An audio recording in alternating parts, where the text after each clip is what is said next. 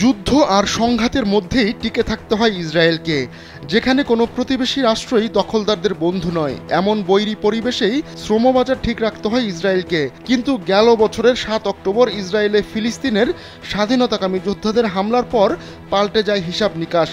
ওই সময় বেশ কিছু বিদেশি শ্রমিকও নিহত হয়।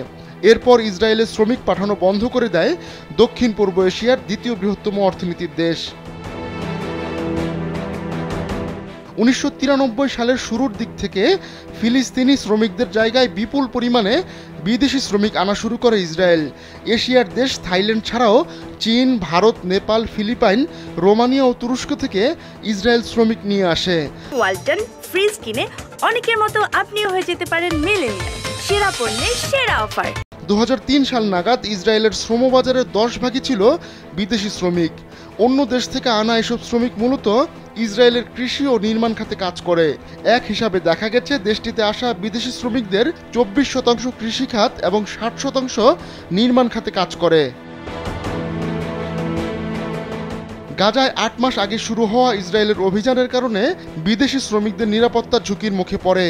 এরপর বিভিন্ন দেশ ইসরায়েলে শ্রমিক পাঠানো বন্ধ করে দেয়। সেই তালিকায় রয়েছে থাইল্যান্ডের নামও। তবে গেল সোমবার থাইল্যান্ডের শ্রম মন্ত্রণালয় জানিয়েছে তারা আবারও ইসরায়েলে শ্রমিক পাঠাবে। থাই সরকার বলছে তারা বছরের শেষ নাগাদ ইসরায়েলে ১০,০০০-এর বেশি শ্রমিক পাঠানো টার্গেট নিয়েছে। গেল বছরের অক্টোবরে ফিলিস্তিন ইসরায়েল সংঘাত শুরু হওয়ার আগে ইসরায়েলের কৃষিখাতে প্রায় ৩০,০০০ থাই শ্রমিক কাজ করতেন।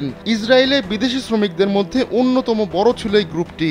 কিন্তু ফিলিস্তিনের স্বাধীনতাকামী যোদ্ধা ও ইসরায়েলি বাহিনীর লড়াইয়ের মাঝে পড়ে ২০২৩ সালের ৭ অক্টোবর ৩৯ জন থাই নাগরিক নিহত হয়।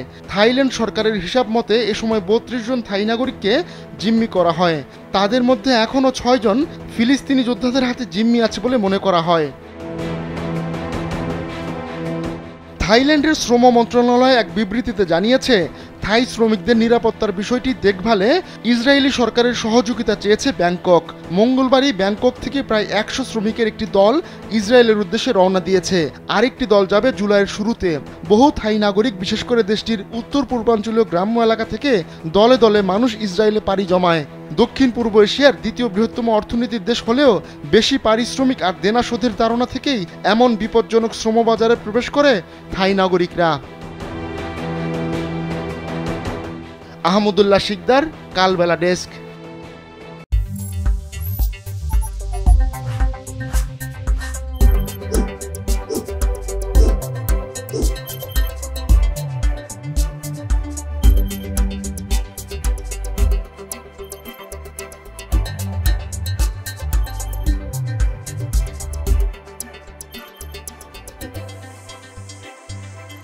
you